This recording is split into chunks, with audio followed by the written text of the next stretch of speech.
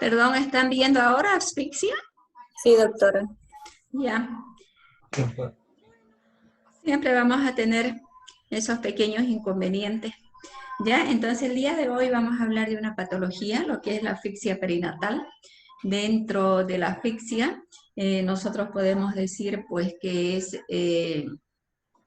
podríamos considerarlo como un evento o como un insulto grave cuya etiología es variada y que el día de hoy vamos a aprender a reconocer lo que son los factores de riesgo, la clínica, cómo podemos hacer la evaluación y el seguimiento de esta patología, cuáles son las complicaciones y cómo vamos a tratar esta patología. Entonces, vamos a empezar hablando un poquito de lo que significa algunas controversias en lo que es en el término de asfixia. Primero, podríamos decir que el término de asfixia perinatal, como hemos dicho, tiene una definición muy controversial o muy controvertida o discutida. Y el empleo de esta terminología, de hablar de un paciente asfíctico que ha sido asfixiado antes del nacimiento, durante el nacimiento o después del nacimiento, requiere que nosotros tengamos un extremo cuidado al emplearlo, porque tiene mucha implicancia ética y legal. A veces las personas no lo entienden o los médicos no conseguimos explicarlo de una manera correcta y se lo relaciona mucho con iatrogenia, con mala praxis, con negligencia médica y en muchos casos ha acabado en problemas o juicios legales. De todas maneras, lo volvemos a repetir, que debemos tener mucho cuidado y lo que lo podríamos definir es que la asfixia perinatal es un resultado de algo que es muy importante, que es la suspensión o supresión grave, leve o moderada del intercambio gaseoso en el feto, en el momento del nacimiento o algunas otras veces después del nacimiento. Esta supresión de oxigenación nos va a causar cambios que son irreversibles, como ser la hipoxia, la hipercapnia, e incluso podríamos llegar a decir que en algunas oportunidades, cuando esto no se resuelve de una manera rápida, puede tener complicaciones posteriormente y en el caso de que tengan una asfixia severa, catalogada como severa, pueden tener secuelas neurológicas graves que no son recuperables o además pueden llegar los pacientes a morirse. De cierta manera, la asfixia perinatal viene a ser una de las frustraciones del médico pediatra neonatólogo. ¿Por qué una frustración? Porque lo que acabamos de decir, muchos de estos pacientes vamos a conseguir recuperarlos, muchos de estos pacientes van a tener secuelas neurológicas, pero también vamos a tener óbito en el caso de que no podamos hacer una recuperación en el momento oportuno. Entonces decimos nosotros que la mortalidad es alta, las secuelas neurológicas es una probabilidad y la podríamos decir o considerar como una urgencia de las más importantes en la sala de parto. La asfixia perinatal, por lo mismo que es controversial en su definición, existe muchos sinónimos.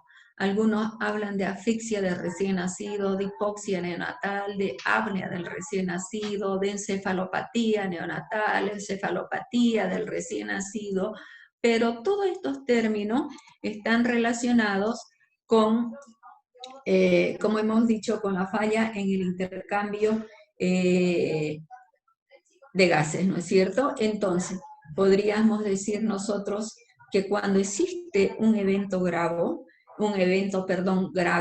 en estos pacientitos, ya sea porque ha habido hipoxia, porque ha habido isquemia o porque ha habido ambas cosas, estos cambios que se van a producir dentro de lo que es el carácter sistémico, particularmente, como hemos dicho, en el sistema nervioso central, pues va a desarrollar unas consecuencias bastante desastrosas, vamos a decir así, ¿no? Entonces, lo que vamos a aprender y vamos a empezar el día de hoy es aprendiendo a definir algunas terminologías que las vamos repitiendo constantemente. Entonces, ¿qué comprende cuando hablamos del término de perinatal? ¿Qué grupo etario o qué significa el periodo perinatal? Porque aquí estamos hablando de asfixia, ¿no es cierto? Perinatal. Entonces, perinatal significa desde las 28 semanas de edad gestacional hasta los 7 días de vida del recién nacido. Y el periodo neonatal es ya cuando el niño nace, y hemos dicho que comprende los primeros 28 días de vida. También, cuando hablamos de asfixia perinatal, nos referimos muchas veces con diferentes terminologías o utilizamos diferentes términos médicos. Y uno de ellos, los más frecuentes, es la hipoxemia. ¿Qué significa la hipoxemia? La reducción, hipo es disminución, reducción, y emia de oxígeno en la sangre. Entonces, la hipoxemia es la reducción de oxígeno en la sangre. Pero cuando ya hay una disminución de la entrega de este oxígeno a los tejidos, cuando ya están afectados los tejidos, a eso lo denominamos hipoxia. Ahora, la anoxia es la falta total ya de oxígeno en los tejidos y en la sangre. La hipercapnia es algo que nosotros los vemos en lo que es la gasometría, cuando analizamos los resultados y hay un aumento del PCO2 que hemos dicho que se encuentra o lo esperado o dentro de lo normal es de 35 a 45. La isquemia ya es el daño que se produce a los tejidos, vendría a ser como un resultado por la hipoxia. Entonces, en estos niños hay hipoxia que nos van a llevar a una isquemia. Y la hipoxia grave ya es cuando hay un evento de falta de oxigenación que va a durar mucho tiempo y que va a cursar con acidosis, que puede ser una acidosis metabólica, acidosis respiratoria o una acidosis mixta. Cuando tenemos estos parámetros, lo que lo denominamos y utilizamos es el término asfixia. Entonces, asfixia es cuando el neonato ha sufrido un evento y ha cursado con una hipoxia grave durante mucho tiempo y concomitantemente con una acidosis mixta, podríamos decir. Por eso, cuando hablamos de reanimación, nosotros decimos que debemos saber en qué momento parar la reanimación. No, y sabemos que si reanimamos durante 20, 30 minutos, lo más probable que ese niño, el tiempo prolongado que ha tenido con falta de oxígeno, pueda llevarlo a que posteriormente tenga una alteración, una secuela que se la conoce como encefalopatía hipóxica isquémica. Existen varias definiciones en lo que es la asfixia perinatal. Una de ellas podemos decir que es la interrupción del intercambio gaseoso en el recién nacido y en el feto. Puede ocurrir, como ya lo hemos dicho, antes del nacimiento, al cual el producto se lo denomina feto, o después del nacimiento, al cual el producto se lo denomina recién nacido. Esto va a originar una hipoxemia y lo que hemos hablado, una acidosis mixta, tanto metabólica como respiratoria. esta acidosis va a ser o se va a instalar el sufrimiento, posteriormente el sufrimiento fetal agudo. Entonces tenemos un recién nacido, que hay una interrupción del intercambio gaseoso, o un feto va a tener hipoxemia y acidosis mixta, lo cual lo va a llevar a tener lo que se denominaba antes sufrimiento fetal. Vale la pena resaltar que este término de sufrimiento fetal ya prácticamente, ya lo hemos hablado anteriormente, que ya no se utiliza, que es un término impreciso e inespecífico, que en una oportunidad hablábamos de bienestar fetal antes de decir sufrimiento fetal. Entonces aquí vendríamos a decir una alteración del bienestar fetal, pero en la actualidad el término que se sugiere utilizar en vez de sufrimiento fetal es estado fetal no tranquilizador.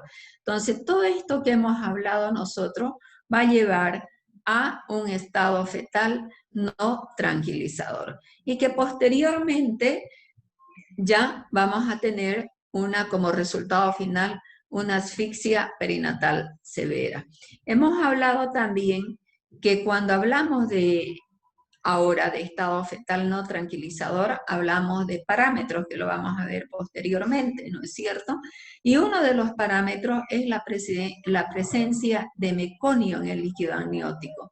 Entonces, dentro de los antecedentes, cuando hablamos de los antecedentes prenatales, debemos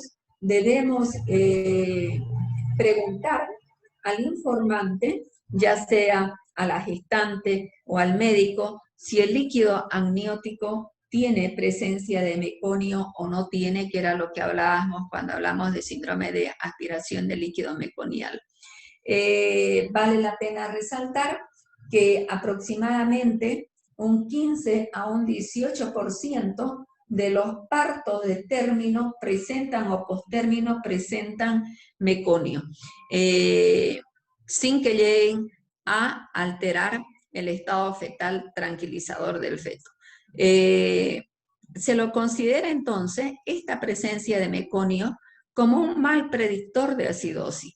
¿Esto qué quiere decir? Que no todo niño o que no todo recién nacido o no todo antecedente que exista el líquido meconial, el líquido amniótico meconiado, va a producir o va a tener una acidosis. Y además también se lo considera como un pésimo predictor de pronóstico neurológico. ¿Eso qué quiere decir? Que nosotros no podemos pensar que porque ha tenido un líquido amniótico meconiado, el niño vaya a desarrollar después una encefalopatía hipóxica isquémica. Existe otra definición también dentro de lo que estamos hablando, que generalmente lo usamos, un término que es combinado, una combinación. Entonces decimos que la asfixia perinatal es una combinación donde hay una hipoxia, una hipercapnia, una acidosis, y dentro de lo que es la acidosis, para considerarlo como un factor, lo debemos tomar en cuenta. En esta definición hablan de un pH de 7 a 7,20, pero posteriormente vamos a hablar qué es lo que dice nuestra normativa de acá y qué es lo que dice la Academia Americana de Pediatría y la isquemia. Ante tantas controversias, la Academia Americana de Ginecobstetricia y la Academia de Pediatría llegaron a un consenso en el 1996, o sea, y determinaron cómo podrían definir o hablar de una asfixia perinatal. No olvidarnos que esto tiene muchas implicancias éticas y legales. Entonces, ellos toman en cuenta 3 parámetros para hablar de una asfixia perinatal. Y tienen que estar los 3 parámetros para decir que es un niño asfíctico. Uno de ellos es el pH del cordón umbilical. O sea que quiere decir que en todo niño, vamos a suponer que tiene el antecedente del líquido meconiado y que sabemos que podría ser un factor de riesgo, vamos a decir así, para desarrollar posteriormente una asfixia perinatal, o aquel niño que ha tenido cualquier evento, cualquier factor de riesgo, deberíamos nosotros en el momento del parto tomar sangre del cordón umbilical y realizar una gasometría. Para considerarlo como un parámetro, aquí el pH tiene que ser inferior a 7.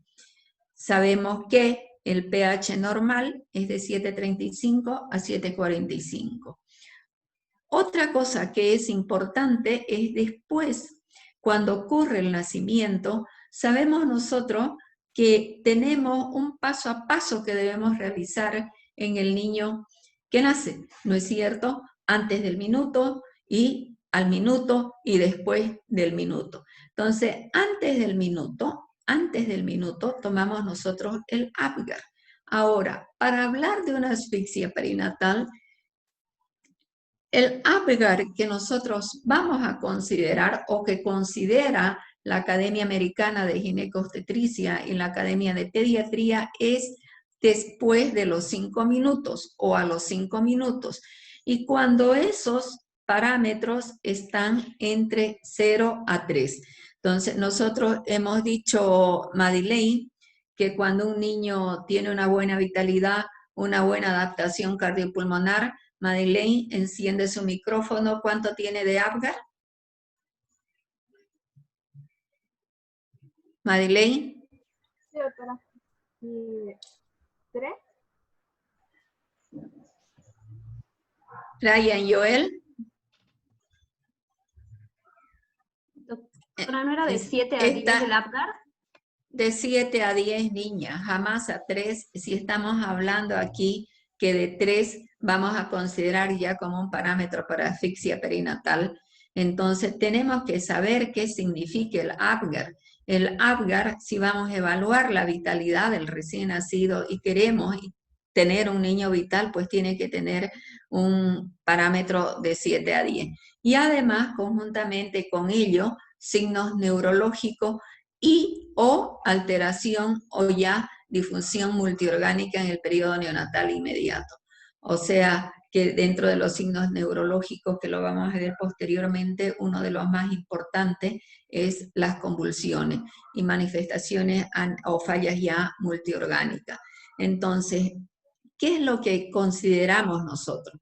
Entonces, para que desarrolle una asfixia perinatal, primero que tiene que haber un evento o una agresión al feto o al recién nacido, que la asfixia perinatal puede ser, ya hemos dicho, antes del nacimiento, durante el nacimiento o después del nacimiento. Y que la causa básica es la falta de oxigenación por cualquier motivo y la falta de perfusión adecuada. Ahora, ¿cómo nosotros manejamos nuestra sala?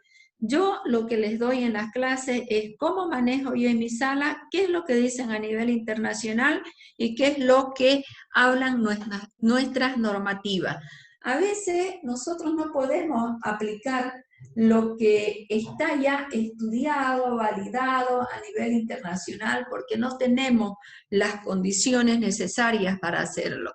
Entonces, pensar que yo voy a tener una gasometría en el momento del nacimiento me va a dificultar, porque prácticamente es muy difícil que donde ha nacido el niño, donde ha tenido esa intercurrencia, puedan tener un gasómetro o se pueda tomar una gasometría. En lo que va en mi tiempo de trabajo, de experiencia en el hospital, ningún neonato llega con una gasometría arterial, la hacen después. Entonces, nosotros utilizamos los criterios de Tapia en la sala. Los criterios de Tapia, de cierta manera, considera 4 parámetros. Uno, lo que hemos dicho nosotros, se los vuelvo a poner sufrimiento fetal, también les vuelvo a poner el riesgo de pérdida del bienestar fetal, ya adecuándonos a lo que se utiliza en la actualidad. Tapia habla de sufrimiento fetal agudo. la acidemia fetal, y aquí hay una variante. Aquí habla de un pH arterial menor a 7.11 y un Apgar menor o igual a 3 al minuto y o menor o igual a 6 a los 5 minutos. De repente, esta clasificación es más flexible que la otra, es más fácil de hacerlo, es más para nosotros poder realizar un diagnóstico, pero en la realidad deberíamos basarnos en lo que dice la Academia Americana de Pediatría. Y también manifestaciones asfícticas clínicas de encefalopatía hipóxica isquémica, antecedentes de aspiración de meconio, hipertensión pulmonar y falla multiorgánica. Entonces, con 2 de estos criterios, no como dice la Academia de Ginecobstetricia, que habla de 3 parámetros, ¿no es cierto? Y de un pH de cordón menor a 7 y que los 3 parámetros los tienen que tener, entonces aquí hay una variante. La que utilizamos nosotros en la sala es esta. ¿Por qué? Porque en mi sala o en mi hospital no es una maternidad. Al niño no los derivan. Y muy pocas veces, por decir ninguna, hemos recibido con una gasometría arterial, que lo vuelvo a repetir. Entonces, directamente, si yo me voy a ir a hacer el diagnóstico con la definición que utiliza la Academia Americana de Pediatría, directamente no voy a hacer ninguno, porque no vamos a contar con el pH de cordón umbilical. También, a veces, el Apgar, nos viene un Apgar y en la realidad es otro. Cuando nosotros hablamos con la familia y con o la gestante, si lo escuchó llorar al bebé, si el bebé se movió, si el bebé se respiró, a veces no coincide con el Apgar que nos dan en la hoja de referencia. Entonces, sin embargo, lo que sí podemos nosotros comprobar, evidenciar, es la clínica del paciente, las manifestaciones asfícticas.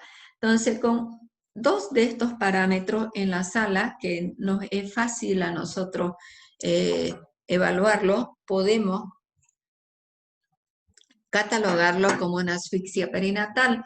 Pero dentro de la evolución, cuando hacemos las visitas y cuando determinamos que es una asfixia perinatal, lo escribimos. De acuerdo a los criterios de Tapia, se considera como una asfixia perinatal basándose en tales y tales parámetros, los que tengamos, si son 2, si son 3 o si por si acaso lo tengamos los 4. Eso nos va a dar una seguridad para nosotros. Esto de acá, les vuelvo a repetir, tiene mucha implicancia, tiene mucho de lo que es la parte legal. Entonces, el decir que es un niño asfíctico, ya los familiares actualmente dicen, llegué yo y el obstetra no me atendió y me dijo que camine para dilatar hasta que el niño, bueno, ¿no? Nació así. Entonces quieren ya hacerle juicio. Entonces hay que tener mucho cuidado. Y lo que hablábamos nosotros, y volvemos a repetir, son de lo que significa ya la asfixia y la clasificación. Podemos clasificarlo como leve, moderada y grave, en base a los 4 parámetros que nosotros hemos hablado. Si hay la alteración del bienestar fetal, si está presente, si hay el Apgar, cuantificamos el Apgar al minuto y a los 5 minutos y vemos nosotros en cuanto ha tenido... Apague su micrófono, por favor. Gracias. ¿Cuánto ha tenido de Apgar? Cuantificamos y punteamos el pH de la arteria umbilical, del cordón umbilical, también, y las manifestaciones clínicas. Y en base a esto ya decimos y lo consideramos a la asfixia perinatal, si es grave, si es moderada o si es leve. ¿Qué nos dice nuestras normas de atención clínica? Entonces, no nos olvidemos, y eso quiero que ustedes rescaten bien. Les he dicho yo que las charlas es algo de lo que yo hago en mi sala, normas internacionales y también las normas nacionales. NAC, ya les he explicado todos estos días, que es normas de atención clínica. Entonces, ¿qué parámetros evalúa el NAC para hablar de asfixia? El APGAR, el pH de arteria umbilical y manifestaciones clínicas. No son en una asfixia grave, que en la asfixia grave el pronóstico es reservado, un gran porcentaje de los pacientes fallecen y otro gran porcentaje de los pacientes recuperados acaban con un daño neurológico severo. Entonces, la grave, prácticamente el APGAR menor a 3 es igual que el otro, el pH menor a 7 es igual que la Academia Americana de Pediatría y las manifestaciones clínicas lo mismo, ¿no es cierto? Y la variación está en el leve, en el moderado, que tenemos el APGAR un poquito más. En el leve la gran mayoría de los pacientes son recuperables, en el moderado son pocos los que tienen las complicaciones. De todas maneras, les he dicho yo que cuando hablamos de variaciones tenemos que aprender a saber los valores normales. Entonces aquí tenemos los gases de cordón umbilical, tanto en lo que es la arteria y en lo que es la vena. Y tenemos los parámetros que evaluamos, que es el pH, el PO2, el PSO2 y el bicarbonato. Y los gases en el recién nacido, que es lo que esperamos del recién nacido. El pH de 7.35 a 7.45, un PO2 de 50 a 70, y hemos hablado en reanimación que a medida que el niño va aumentando minutos de vida, pues vamos a esperar que tenga una mejor saturación, un PSO2 de 35 a 45 y un bicarbonato de 20 a 24 en el momento del nacimiento. El APGAR lo volvemos a repetir porque es algo importante que nosotros lo debemos, y les he dicho que lo debemos aprender de memoria. Neonatología es igual a Silverman y a APGAR. Y vamos a empezar a preguntarle a Gabriel Caballero parámetros del APGAR.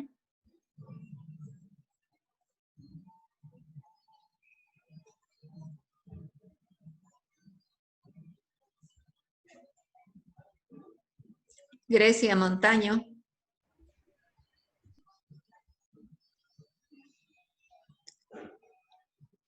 Claudia. Doctora, el APGAR va a evaluar la frecuencia cardíaca, el esfuerzo respiratorio, tono muscular, la actividad refleja y el color de la piel. Muy bien, Esperanza. Entonces nosotros Claudia. tenemos 5, perdón, Claudia. Claudia, escúchame, me has dicho los 5 parámetros, si te confundiste un poquito en el cuarto parámetro, okay, irritabilidad refleja.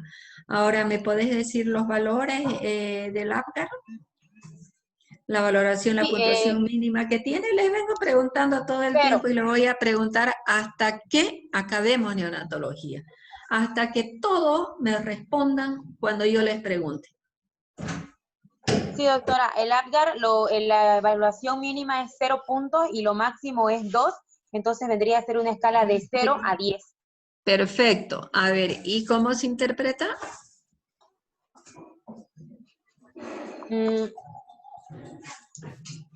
De 0, el puntaje 0 va a ser un paro cardíaco. Eso, ya, muy bien.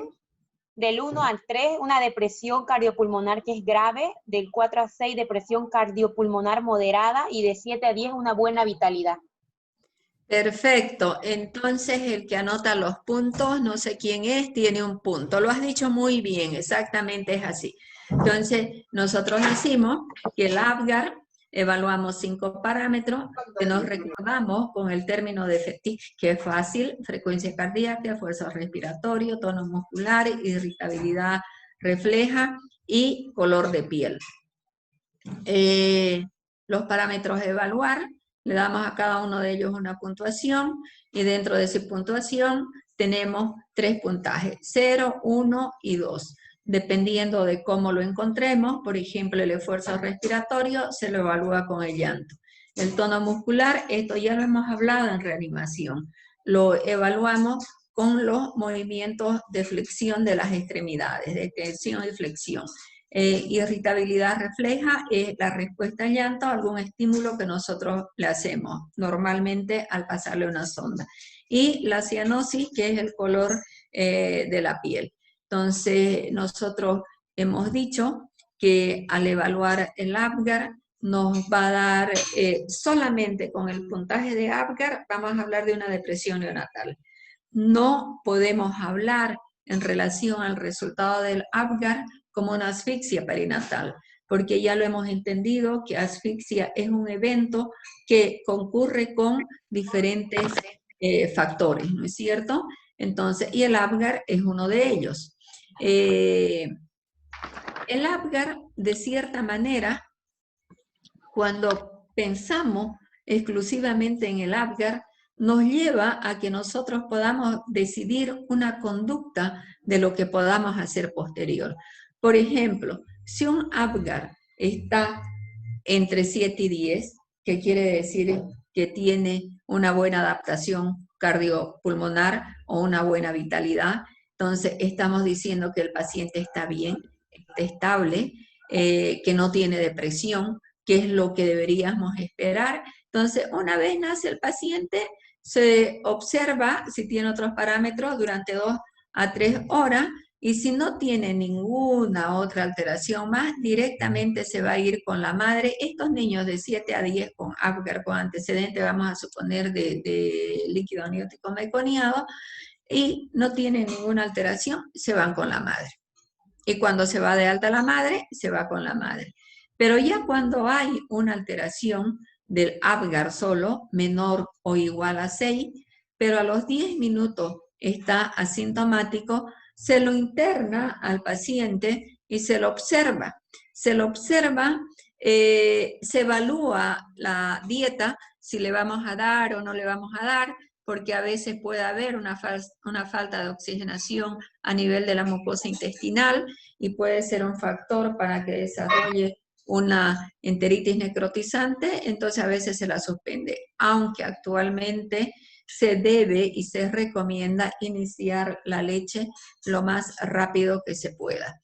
Y si la evolución es normal, a las 24 horas también se va de alta con la madre. De cierta manera, el APGAR, ¿qué o para qué nos sirve? Primero, para saber cómo nació el niño. Nació deprimido, nació vital. Segundo, cómo respondió a las maniobras de reanimación. Esta respuesta la vamos a ver a los 5 minutos, porque el APGAR hemos dicho que se toma al cuánto tiempo, Henry, de rutina. Doctora. Henry Párraga. No me acuerdo, doctora. Pues lo acabo de decir, hijo. José Ferrufino. Les he dicho que neonatos van a acabar aprendiendo por lo menos lo que es el APGAR y el Silverman. ¿Y en qué momento se toma? Gabriel. Doctora. Sí, dime, niña. ¿Se evalúa el primer minuto y el 5 minutos? Los 5 minutos. Lo hemos repetido hasta el cansancio. El APGAR se toma al primer minuto y al 5 minutos. ¿Y a quiénes se toma, Gigliola?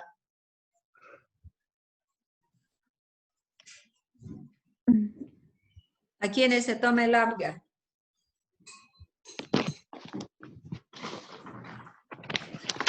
A todos los recién nacidos.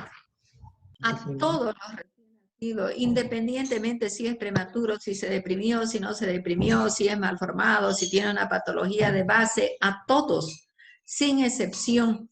Y al primer minuto lo tomamos, y si hemos hecho, si el niño ha necesitado maniobra de reanimación, a los 5 minutos lo que vamos a ver es cómo nos ha respondido a la reanimación.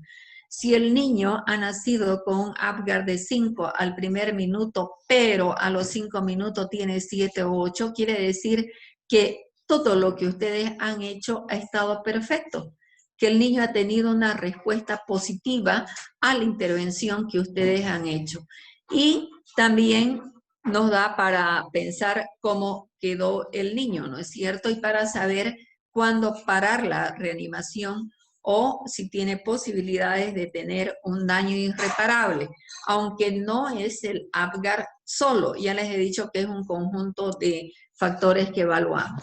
Entonces, el Apgar, resumiendo por última vez, pero todas las clases les voy a preguntar, se toma al primero y a los 5 minutos.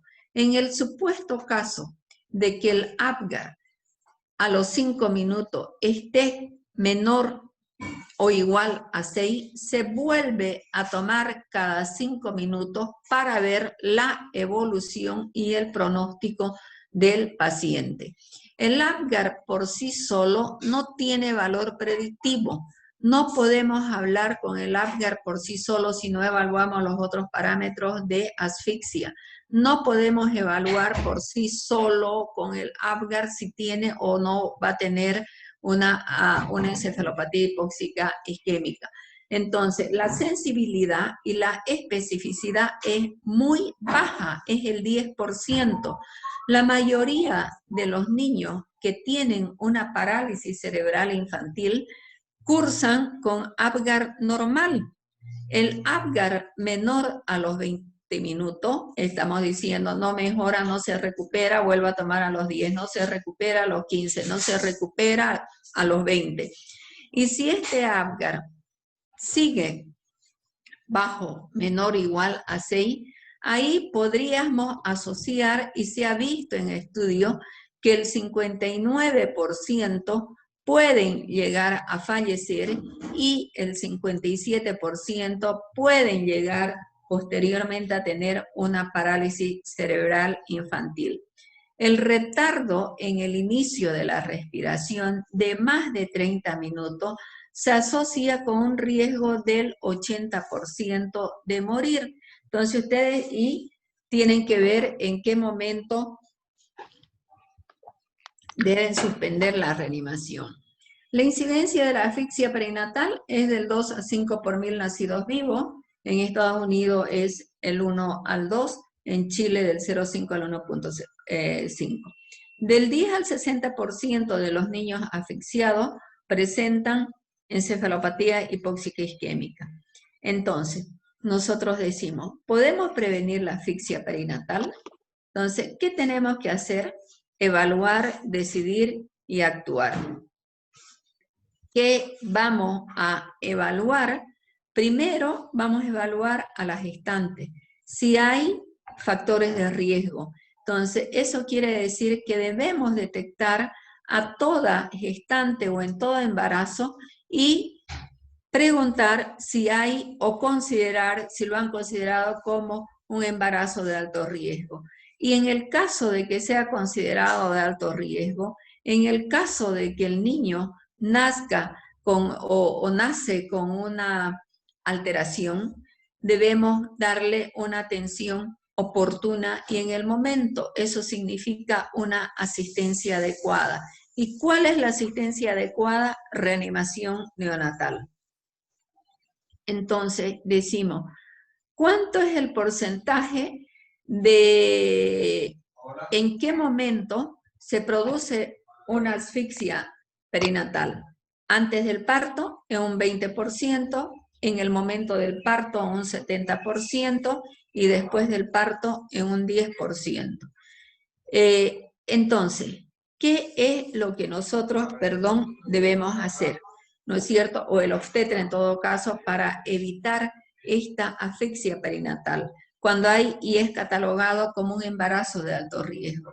Debe hacer un monitoreo de los movimientos fetales, que lo que se espera es que aproximadamente tengan 4 o más movimientos por hora. Se debe hacer el monitoreo o la ocultación de la frecuencia cardíaca fetal, sabiendo que la frecuencia de la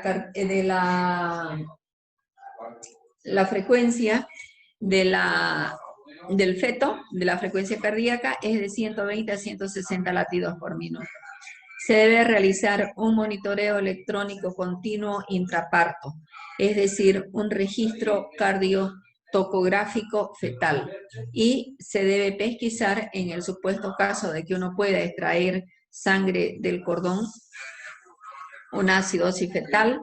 Se debe evaluar si hay estrés fetal o el estado, lo que nosotros decimos, el estado actualmente, estado no tranquilizador del feto. Entonces decíamos, nosotros vamos a aprender a evaluar. Es bueno que cuando hablamos del embarazo de alto riesgo, debemos saber que hay una categoría establecida que lo denominamos como evento hipóxico centinela, la cual incluye algunos acontecimientos agudos alrededor del parto capaces de dañar a un feto que neurológicamente estaba intacto. Entonces, estos eventos que podemos hablar son el desprendimiento el desprendimiento prematuro de placenta, o la insuficiencia uteroplacentaria, la hipotensión materna, prematurez, anemia, hemorragia, diabetes. Entonces, va a ver el niño, si no tiene este evento centinela, si no tiene algún factor antes del parto o en el momento del parto, no va a desarrollar una asfixia perinatal. Entonces, tiene que tener, como estamos diciendo nosotros, un evento centinela previo. ¿Cuáles son los factores de riesgo que lo consideramos en el momento del parto? Los que están relacionados con el feto en el momento del nacimiento, por ejemplo, cuando hay compresión del cordón umbilical, cuando un parto ha sido traumático, cuando se realizan esas maniobras rotacionales, cuando viene la presentación pélvica no la cefálica, cuando hay un desprendimiento prematuro de placenta, el prolapso de cordón, infecciones, hipotensión materna, cuando la actividad fetal está disminuida, o sea, la frecuencia cardíaca está por debajo de 100. Entonces, nosotros debemos considerar que todos estos factores que estamos hablando va a llevar a que se produzca una interrupción de la circulación umbilical y el recién nacido va a tener una incapacidad para la transición y consecuentemente va a tener una mala adaptación cardiopulmonar y va a desarrollar la hipoxia, la hipercapnia, la acidosis metabólica mixta que estamos hablando. ¿Cuáles son los factores de riesgo después del nacimiento? Enfermedades pulmonares graves, cuando tiene periodos de apnea recurrente. Marianela, que hemos clasificado el martes, hemos hablado de apnea. Marianela, ¿qué es apnea y qué es pausa?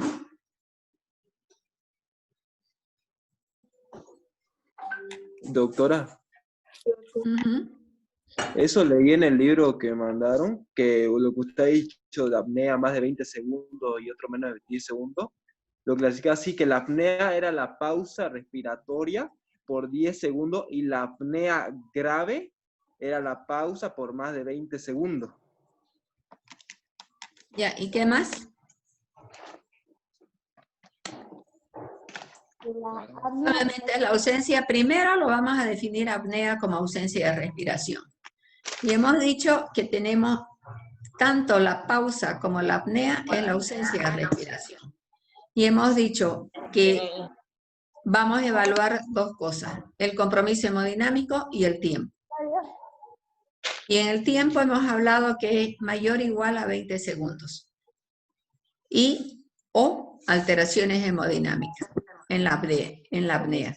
Y En la pausa respiratoria es menor a 20 segundos sin compromiso hemodinámico. Entonces, con eso es lo que está definido otra vez y lo volvemos a resaltar, lo que es la apnea. Y aquí, ¿qué es lo que estamos hablando? De que el niño va a cursar después del nacimiento, por cualquier motivo que sea, ausencia de respiraciones frecuentes, recurrentes.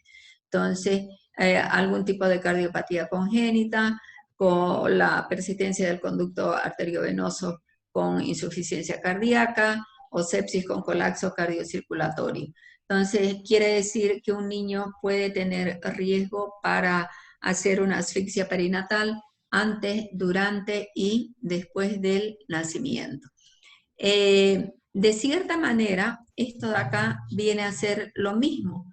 ¿Cuáles son los procesos o los factores de riesgo que van a llevar a una asfixia perinatal, tanto en la madre, en la placenta o en el niño? Entonces, aquí tenemos todos estos datos que pueden ustedes verlo: la hipertensión, la preeclampsia, uso de droga, diabetes, en la placenta, infarto, fibrosis, desprendimiento prematuro. En el cordón, lo mismo que hemos hablado, pero ya acá está más clasificado, viendo dónde ocurre, si es en la madre, si es en el feto, en el cordón, el prolapso, las circulares de cordón es muy frecuente, los nudos de cordón también son frecuentes, que a veces el cordón umbilical viene anudado, la compresión del cordón, las anomalías de vasos umbilicales. Limber, ¿cuántos son los vasos umbilicales? Limber. Son 2 vasos, son 3 en sí, ¿no? 2 arterias y una vena. Esos son los vasos umbilicales. Entonces, si hay anomalías, si hay una arteria, una vena o 2 venas, es muy raro, pero puede haber, también son considerados como un factor de riesgo para que pueda desarrollar una asfixia perinatal. En el feto, las infecciones, los retrasos de crecimiento intrauterino. Dime, John Kevin.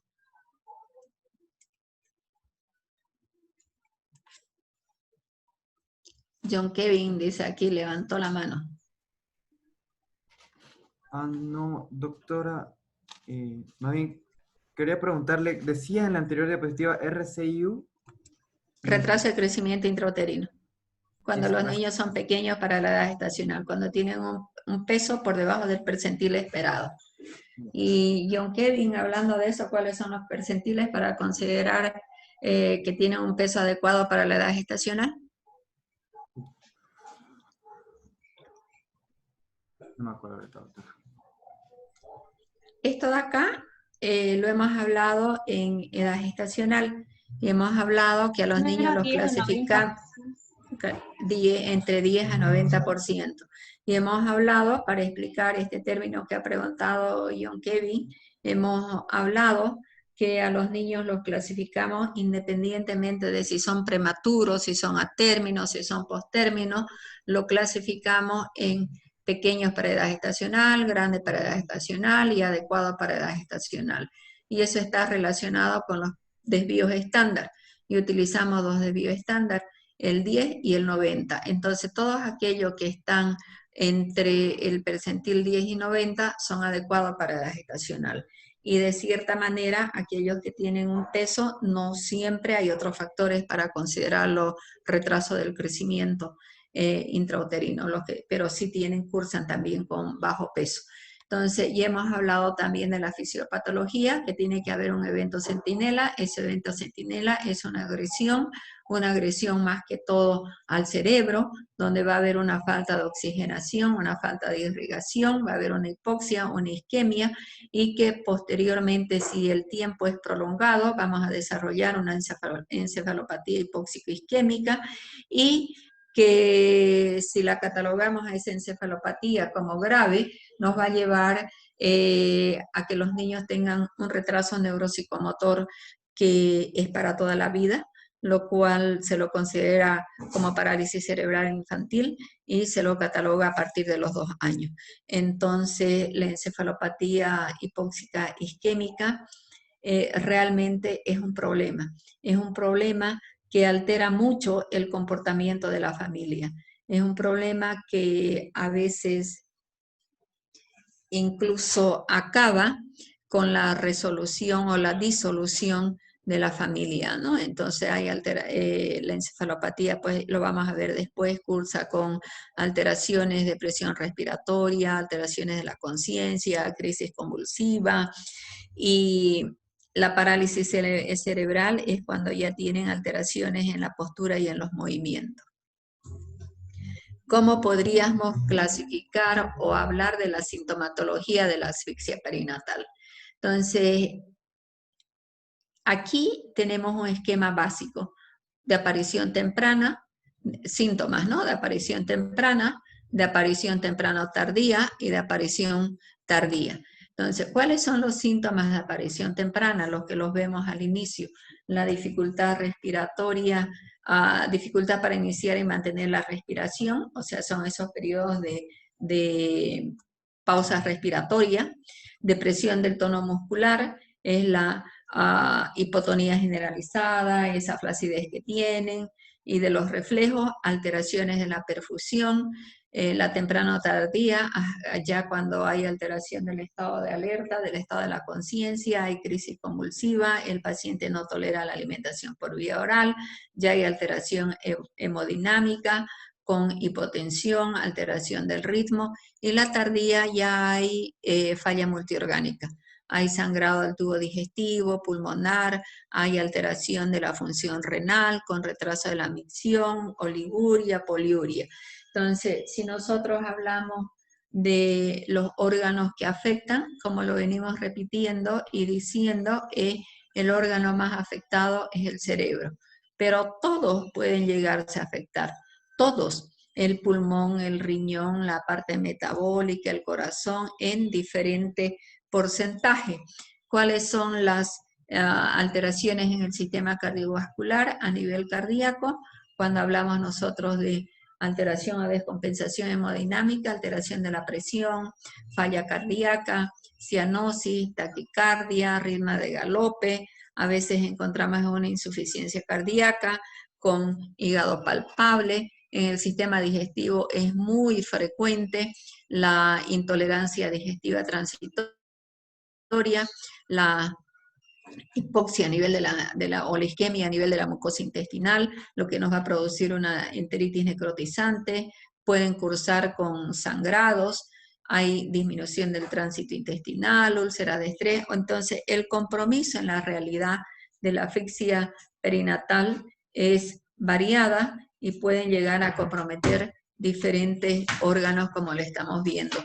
A nivel renal, pueden cursar con falla renal, con retraso en la primera micción, oliguria, anuria, hematuria, proteinuria.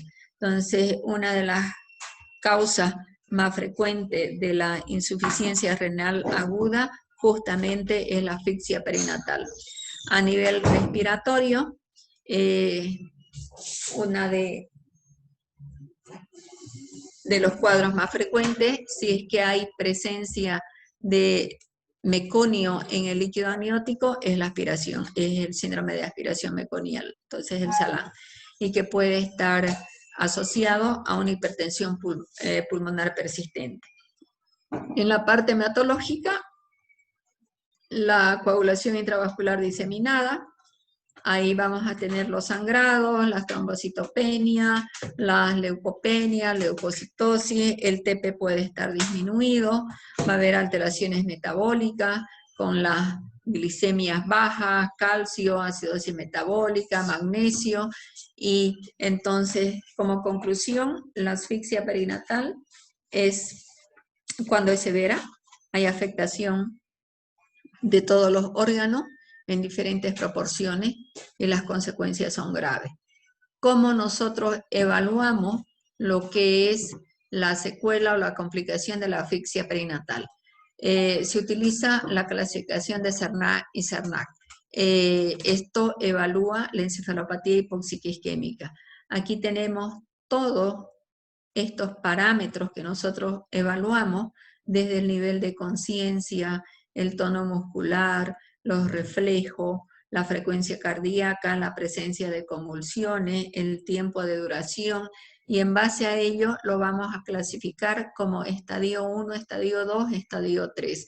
Esto en la sala, este cuadrito es muy difícil de aprenderlo, entonces todo lo que nosotros no lo podamos retener en nuestra memoria y tenemos además que mostrar la evidencia en que nos estamos basando, esto se hace un monitoreo en la sala para ver la evolución y el compromiso neurológico que tiene el paciente, y día a día se hace la clasificación de lo que es SARNAD y SARNAD. Y ahí vamos viendo cómo va evolucionando el paciente, cómo van apareciendo y desapareciendo algunos de los síntomas o signos que aquí nosotros tenemos marcados. Entonces, ¿cuándo vamos a sospechar de una encefalopatía? Cuando el paciente tiene un Apgar de 3 a los 5 minutos, cuando la frecuencia cardíaca fetal puede estar menor a 60 latidos por minuto, cuando hay una acidosis neonatal mayor a 1 hora después del nacimiento, o sea que podemos tener una gasometría del cordón umbilical o también y hacerle después monitoreo y que persista esa acidosis metabólica. La presencia de convulsiones, el electroencefalograma alterado y cuando se lo realiza en la reanimación, la ventilación a presión positiva durante más de 1 minuto o la ausencia de llanto por más de 5 minutos. Entonces, cuando tenemos cualquiera de estos 6 parámetros, nosotros podemos desarrollar o pensar en una encefalopatía hipóxica isquémica y deberíamos hacer el seguimiento y el monitoreo respectivo. SARNA y SARNA está evidenciado que es un método más simple, muy sencillo de utilizar, que lo podemos tener en las salas de neonatología, que existe documento que podemos evaluar en base a ello, inclusive podemos considerarlo como un indicador de riesgo y las probabilidades de que pueda desarrollar una secuela neurológica. Cuando nosotros lo catalogamos como una encefalopatía hipóxica isquémica leve o moderada, el pronóstico lo más probable es que sea normal. Lo más probable es que no tenga una alteración en el desarrollo neuropsicomotor.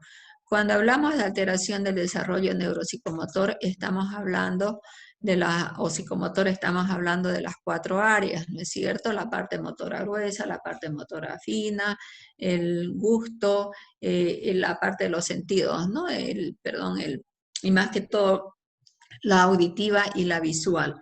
Entonces, la parte motora gruesa, que es la que modela los movimientos de control del cuerpo, como es el controlar la parte cefálica, el cuello, la parte, el sentarse, el andar, el ponerse de pie. Eso es lo que cuando tenemos nosotros una escala de SARNAT severa, que puede tener alteraciones del desarrollo neuropsicomotor más grave.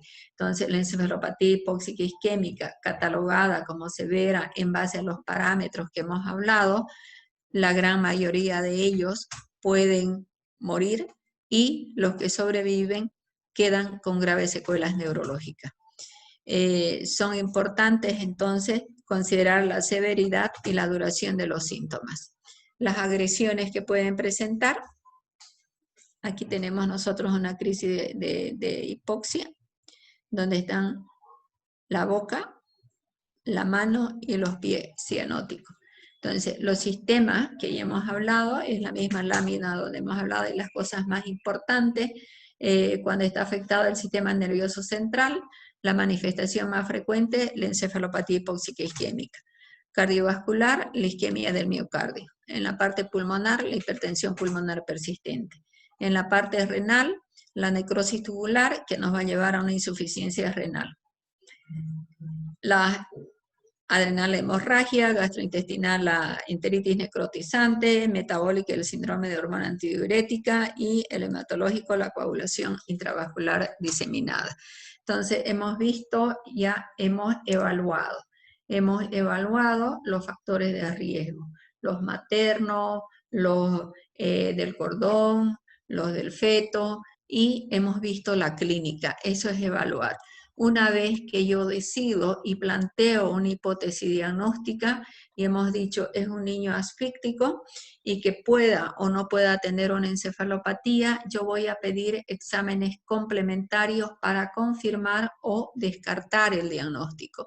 Esos exámenes complementarios, cuando ya estamos hablando de un niño asfixiado o una probable encefalopatía hipóxica isquémica, y hemos dicho que más del 70% cursan con alteraciones a nivel cerebral, pues obviamente vamos a ir a pedir aquellos laboratorios que nos permitan evaluar la parte cerebral. Y en eso tenemos la ecografía cerebral, que es el medio que tenemos en los hospitales de ahí, en el momento. Esta ecografía cerebral se la realiza antes de las 72 horas de vida y se debe hacer controles semanales hasta la tercera semana para ver cómo ha ido evolucionando. Las tomografías computarizadas también a las 72 horas de vida y a la tercera semana de vida. Y las isoenzimas cerebrales, que esto no lo tenemos, y las cardíacas no lo tenemos, entonces es muy difícil evaluar las isoenzimas cardíacas.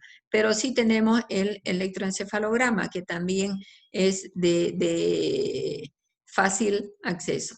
El examen neurológico precoz y en el momento del alta, las pruebas de coagulación, o sea, todo lo que hemos hablado. Si nosotros pensamos que hay una alteración en la parte metabólica, hay que pedirle ionograma, hay que pedirle glicemia, hay que pedirle calcemia. Si nosotros pensamos que se nos ha ido a una coagulación intravascular diseminada, pues tenemos que pedir lo que es el TP, ¿no es cierto? Tenemos que pedir un hemograma, tenemos que pedir lo que es el recuento de plaquetas. Lo más importante es la resonancia magnética. En la actualidad, la resonancia magnética es el método ideal, es el examen que podríamos decir que significa el gol estándar de oro para hacer el diagnóstico de una encefalopatía hipóxica isquémica. Se debe realizar a las 72 horas. ¿Y qué es lo que debemos o queremos ver en la resonancia magnética? El edema, el estado de mielinización del cerebro, y lo malo podríamos decir, si queremos pensar, que el paciente tiene que estar sedado. Entonces, para hacer esa resonancia, sedación igual anestesia. Y resonancia magnética en el hospital, en mi hospital no hay. Entonces, eso sería, digamos, que es muy difícil conseguir hacerlo, pero lo que está establecido es que el mejor método de diagnóstico en la actualidad es la resonancia magnética. El electroencefalograma, como hemos dicho, se debe hacer un seguimiento y sirve para ver la evolución del daño encefálico, y cuando se tiene un patrón en espiga, que es así, o supresión, es de mal pronóstico. Los exámenes complementarios, hablábamos hace rato, ¿no es cierto?, de que si hay alteración cardiovascular deberíamos pedir las isoenzimas, que no las tenemos, entonces se las traigo aquí para que ustedes sí las sepan, pero no la tenemos, que nos van a permitir evaluar la magnitud del daño miocárdico. Si nosotros tenemos un paciente que cuando hacemos el balance hídrico, el paciente tiene un balance, vamos a decir, negativo, o es decir, que no orina, que todo lo que ha entrado no ha salido, entonces vamos a pensar oligúrico o anúrico, y vamos a pensar que hay una falla renal. Entonces se debe pedir obviamente los laboratorios para determinar si hay o no hay una insuficiencia renal. Entonces la urea y la creatinina más que todo, ¿no? ¿Qué nos dice nuestras normas de atención? ¿Cómo podemos y qué podemos utilizar dentro de lo que son los criterios clínicos para hacer un diagnóstico de asfixia perinatal o de una encefalopatía? El APGAR, menor a 3 a 5 minutos, que es menor a 3 a los 5 minutos, que es coincidente con la definición de la asfixia perinatal de la Academia Americana de Pediatría. Un pH de sangre arterial menor a 7, y la Academia Americana de Pediatría u otros hablan de un exceso de base también menor a 10. Entonces podrían tomarlo en cuenta. Nuestra normativa no habla del exceso de base. La clínica neurológica, cualquiera que sea, especialmente si hay o no hay las convulsiones y el estado de alerta del niño, ¿no? Si tiene o no, o si está o no está en coma, y la falla ya o la disfunción multiorgánica. Entonces, los criterios para hacer el diagnóstico, de acuerdo a nuestra normativa, son 3 parámetros: APGAR, pH y clínica del paciente. ¿Cuál es el tratamiento de un paciente asfíctico? Y el tratamiento se necesita realizar un manejo integral del paciente. Lo primero que tenemos que pensar es que debemos realizar un mantenimiento hemodinámico, pensar en una neuroprotección y de repente en una ventilación, o sea, hacer una asistencia respiratoria mecánica. De realizar el tratamiento hemodinámico significa que tendríamos que mantener al recién nacido con presiones arteriales dentro de lo normal. Las presiones arteriales, de todas maneras, dependen de las horas de vida del niño. Entonces, existe una tablita en la cual nosotros nos basamos y también lo llevamos en el expediente clínico para ver cómo está lo que es la presión arterial. Y cuando vemos nosotros, además el paciente está monitorizado, está con un monitor las 24 horas del día. Entonces, cuando vemos nosotros que la presión arterial está baja, se monitoriza saturación, presión y frecuencia cardíaca. O cuando vemos entonces que la presión o la TA está baja, nosotros tenemos que usar drogas dopaminérgicas, como es la dopamina, para evitar la caída del flujo cerebral y que nos lleva a otras complicaciones. También se puede utilizar la dobutamina, que es para estimular el inotropismo. Las drogas neuroprotección, es decir, las drogas de neuroprotección es para preservar lo que es el cerebro. Lo que queremos nosotros es evitar el daño neurológico de lo que es la parte cerebral, evitar que el paciente tenga secuelas neurológicas y vaya a una encefalopatía hipóxica isquémica grave.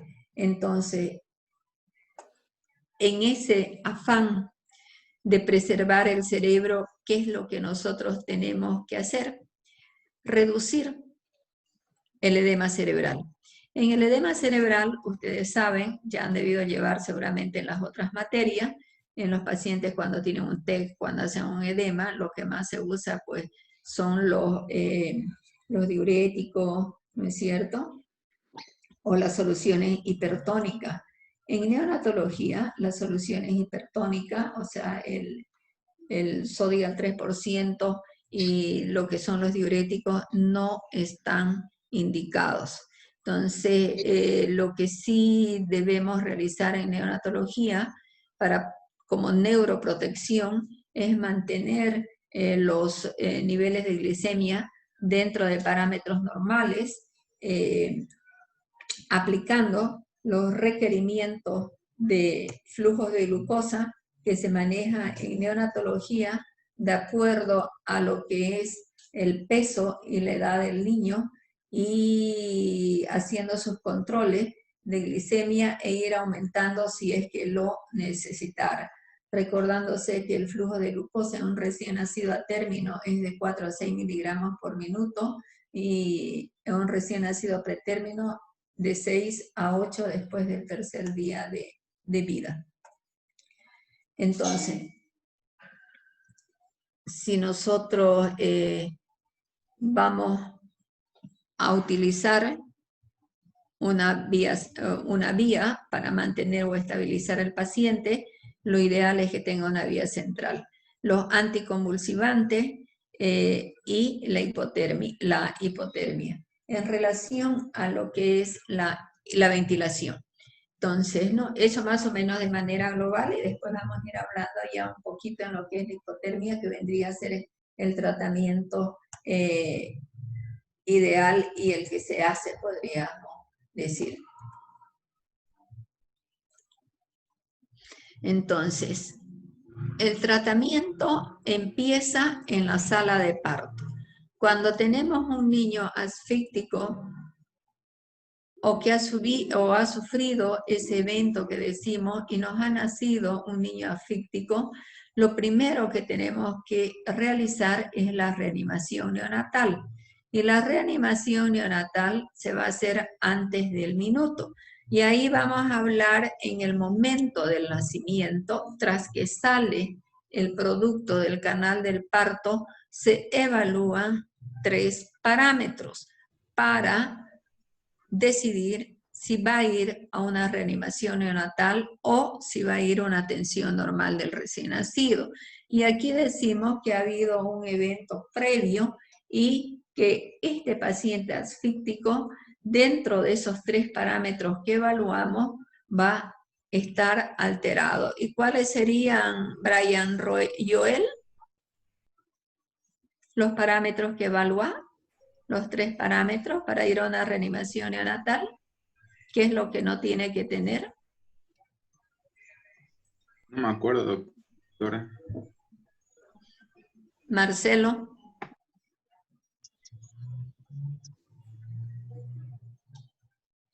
Marcelo. Si no me equivoco, los capurros, doctora, creo.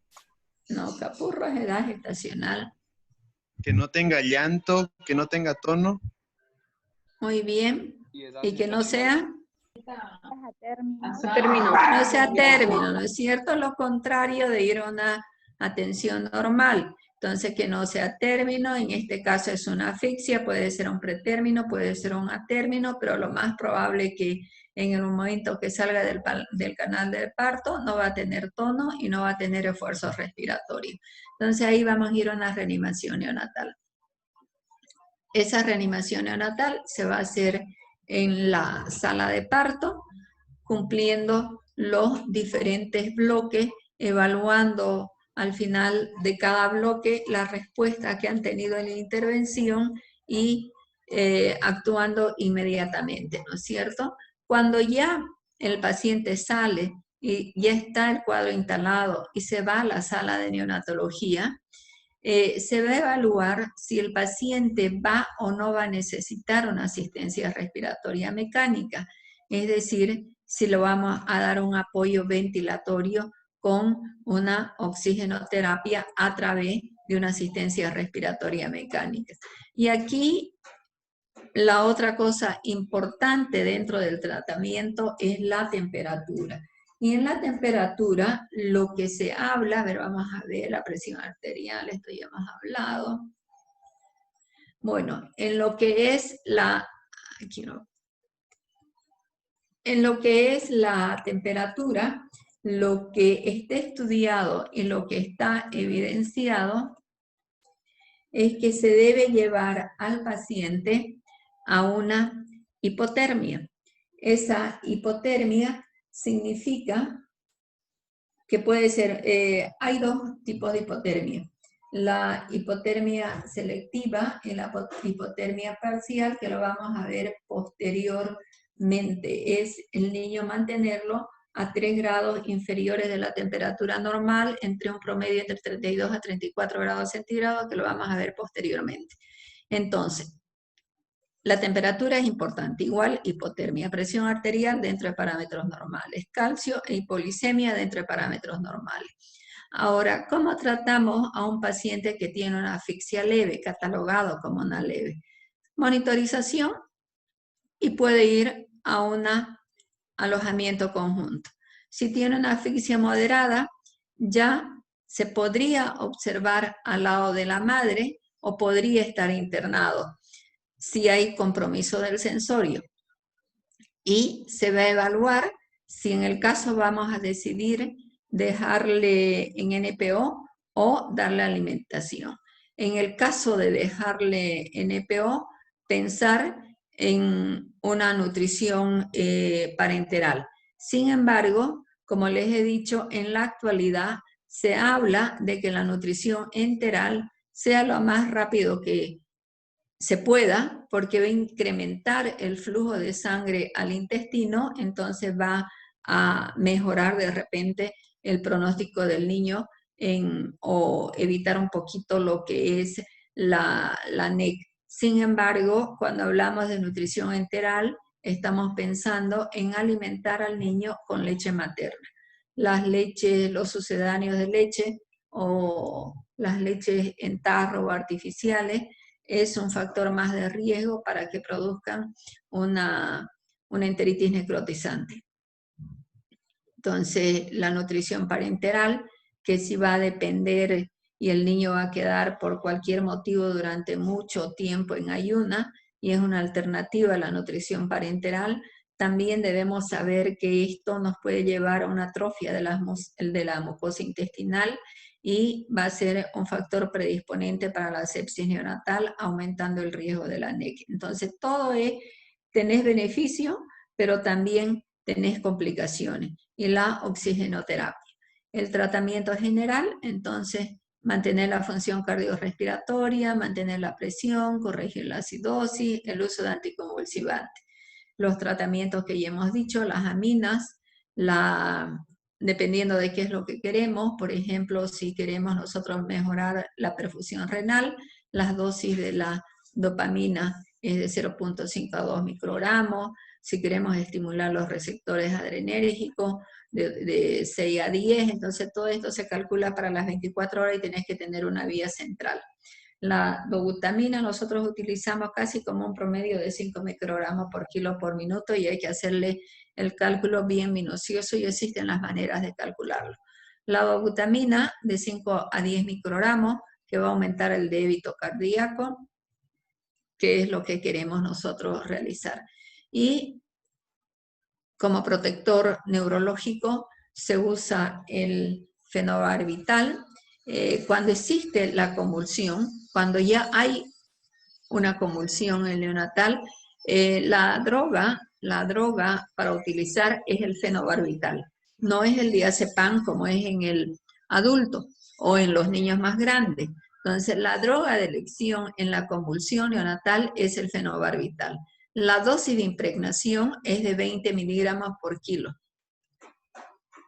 Se calcula y se lo impregna. Y la dosis de mantenimiento ya es de 3 a 4 o a 5. Nosotros empezamos con 5 miligramos por kilo durante las 24 horas. Puede ser cada 12 o cada 24. Si la convulsión no ha cedido, a pesar de haber usado el fenobarbital, se puede hacer una segunda impregnación o se puede bajar la dosis de impregnación de 20 a 10 y si pese a eso persiste la convulsión, se puede agregar al fenobarbital la difenilidantoína o la fenitoína y también se va a hacer una dosis de impregnación o dosis de ataque, algunos otros lo llaman, de 15 a 20 miligramos por kilo, y luego se queda con dosis de mantenimiento. Es decir, primera lesión, fenobarbital. No mejora con el fenobarbital, agregamos difenilidantoína. Ambas tienen dosis de impregnación y vienen a ser prácticamente las mismas. Y luego se queda con ambas, con fenobarbital, con difenilidantoína y con seguimiento neurológico. Cuando un paciente tiene una asfixia catalogada grave, como hemos dicho, entonces lo que está establecido a la fecha como única manera de neuroprotección del cerebro es realizar la hipotermia. Y lo que les estaba diciendo yo, la hipotermia, hay dos tipos de hipotermia, la selectiva y la general. Tienen que tener el equipo, la herramienta necesaria. En la sala no hacemos, se hace en la maternidad, no la selectiva, sino la general. Pero esta hipotermia, que es bajar lo que les había dicho anteriormente, la temperatura a 3 grados de temperatura, entonces tratar de mantener entre 32, hay algunas escuelas hablan de 32 a 34, o una temperatura de 34.5, sabiendo que los niveles normales son de 36.5 a 37.5, ¿no? Entonces eso decimos de 32 a 34. Pero esta hipotermia se debe realizar entre los 90 minutos a 6 horas de producido el evento. Entonces, si es una asfixia perinatal que ha nacido el niño asfíctico, se debería realizar a los 90 o a las 2 horas o a las 3 horas. En la sala no hacemos porque los niños que nos llegan son referidos de otras instituciones y no nos llegan en este tiempo. Normalmente nos llegan en las primeras 24 horas o con 2 días de vida, entonces no hacemos. Sin embargo, en la maternidad y en la caja petrolera tienen el equipo para realizar la hipotermia. Es lo único que hasta el momento está avalado. Lo demás está todo en controversia y en discusiones. Y en neonatología no se usa más nada. Entonces, esto de acá, la hipotermia, existen estudios donde se ha visto que disminuye la mortalidad, disminuye la secuela y disminuye el grado de severidad de la encefalopatía. El pronóstico en el recién nacido a término, el tipo o grado 1 de la encefalopatía tiene un buen pronóstico, o sea que prácticamente la gran mayoría de ellos van a sobrevivir y no van a tener ningún tipo de secuela. En una encefalopatía tipo 2, el 20 a 30% puede sufrir secuelas neurológicas a largo plazo, y en el grado 3, lo que decíamos al inicio, que es una patología de pronóstico reservado, que es una frustración del neonatólogo, porque hasta ahorita no se ha visto cómo podemos evitar estas secuelas que pueda tener. Y aquí lo vemos, en un grado 3, 50% de mortalidad en el periodo natal. Y de los que sobreviven, el 95% de ellos quedan con secuelas graves. Entonces, uno se dice, ¿realmente valdrá la pena reanimar a un paciente durante ese tiempo prolongado para después tener un niño secuelado? Esto de acá, tal cual se los explico a ustedes, cuando me llega un niño que por cualquier motivo puede desarrollar una encefalopatía hipóxica isquémica, que son la gran mayoría de los que llegan a la sala, uno le explica a los padres, a la familia, porque después, en el caso de que lo tenga, y si uno no lo ha explicado, puede llevarte a un proceso legal. La asfixia severa y prolongada, hemos dicho los riesgos y cuándo debemos esperar, cuando el Apgar es menor a 3 a los 10 minutos de reanimación. Entonces, fíjense lo que estamos diciendo. Estamos diciendo que si llevamos 10 minutos de reanimación, y le voy a preguntar a Parmenia, para llegar a los 10 minutos, ¿qué has debido hacer? Decime los tiempos de la reanimación. Parmenia, el niño nace. Se empieza con el bloque A. ¿Ya cuánto tiempo? Durante 1 minuto. Brian, ¿cuánto tiempo el bloque A? Eso se los he dicho como unas 5 veces, creo. 30 segundos. 30 segundos. Perfecto. ¿El bloque B? 30 segundos también, doctora. 30 segundos, los 30 más 30 es el minuto de oro. Ahí entonces ya llevamos haciendo 1 minuto de reanimación. Luego viene el bloque C. 60 segundos. 60 segundos. Llevamos 2 minutos de reanimación. No mejora, 2 minutos de reanimación. ¿Y el bloque D? Es a 5 minutos. No. ¿Cuánto dura el bloque D? Gabriel, a ver ahora si te acuerdas.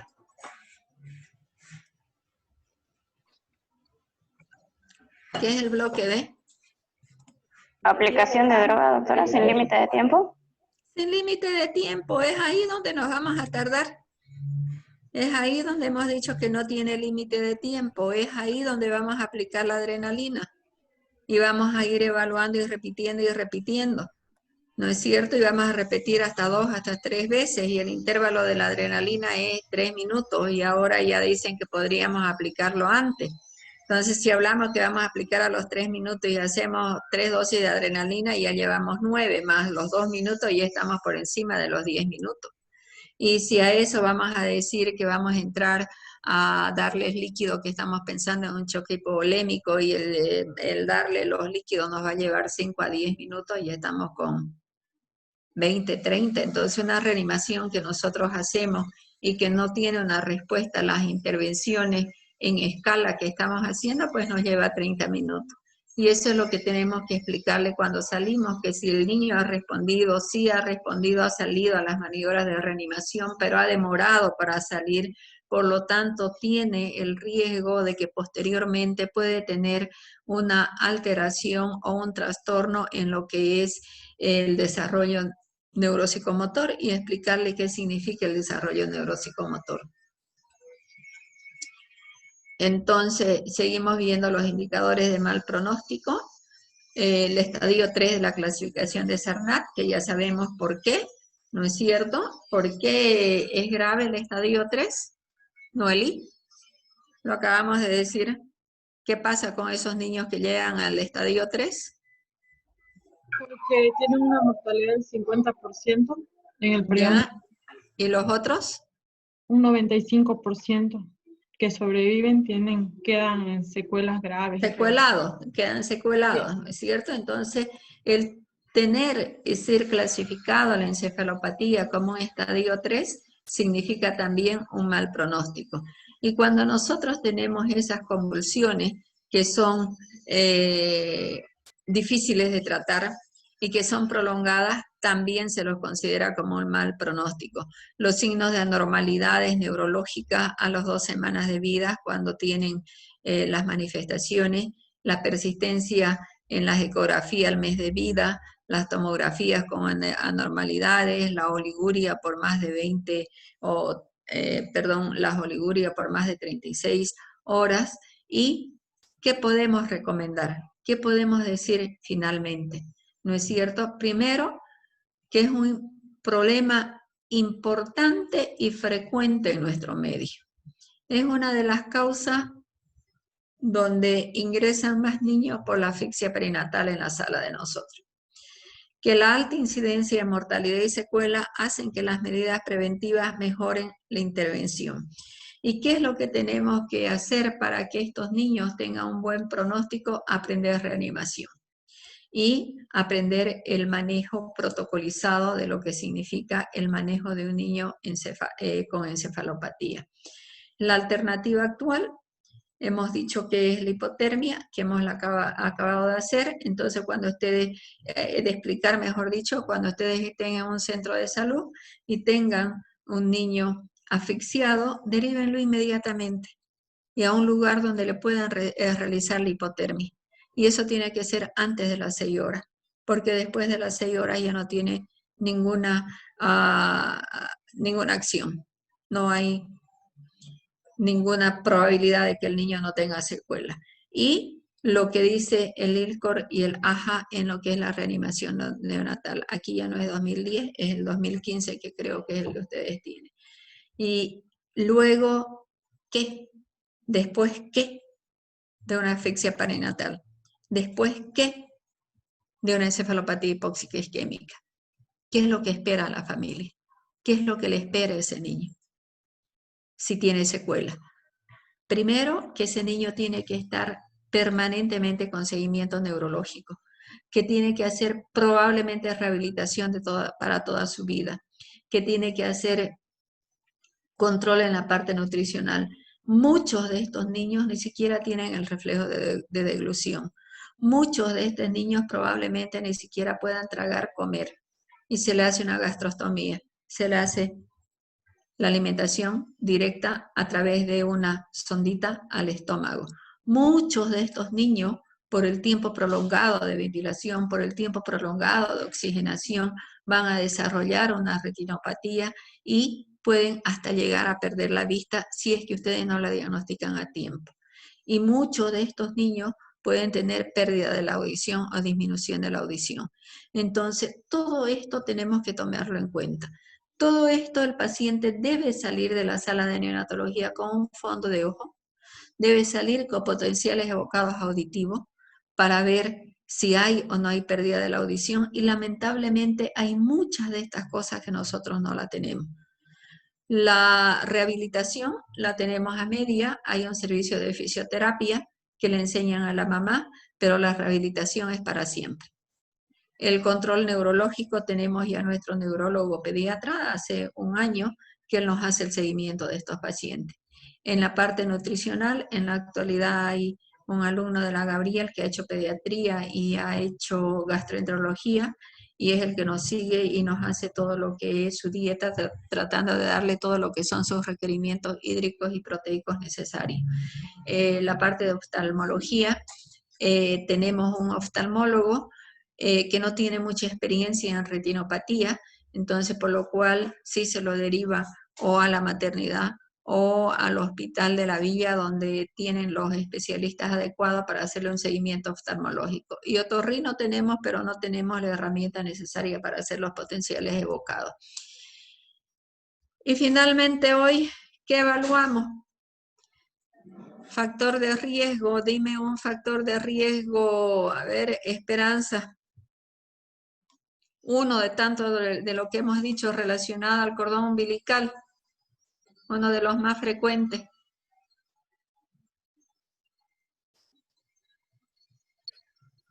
Compresión del cordón umbilical, doctora. Ya. ¿Qué más del cordón umbilical? Eso les pregunto porque es lo más fácil y es lo más frecuente. Que viene como collar, es lo más Circular frecuente. de cordón. Circular de cordón. Ya, una clínica neurológica del paciente, la que significa que probablemente tenga un pronóstico, si es prolongada, tenga un pronóstico reservado, grave. Encefalopatía isquémica, doctora. No, esa es una complicación. Eso ya es el diagnóstico. Convulsiones. Primero hacemos el diagnóstico de... A ver, si me han entendido, primero hacemos el diagnóstico de asfixia perinatal en base a lo que hemos dicho. Pero la consecuencia de la asfixia perinatal es la encefalopatía. Las convulsiones, ¿no es cierto? De neurológico. Entonces ahí planteamos y decidimos una asfixia, una encefalopatía, planteamos el diagnóstico y hacemos los laboratorios. Con esto, queridos alumnos, hemos acabado. Y como siempre, no puedo darlo en 30, 40 minutos, son las 5 menos cuarto. ¿Ya? ¿Alguna pregunta o alguna duda que tengan? ¿Nos vemos el martes? 2 horas estamos aquí, 2 horas y ya estoy toda dolorida de mi espalda por la incomodidad que tiene, ya les he explicado. La incomodidad que uno tiene de estar aquí sentada y de no poder moverse. ¿Cómo están ustedes? ¿Qué hemos aprendido hoy? Leónidas, ¿qué has aprendido hoy?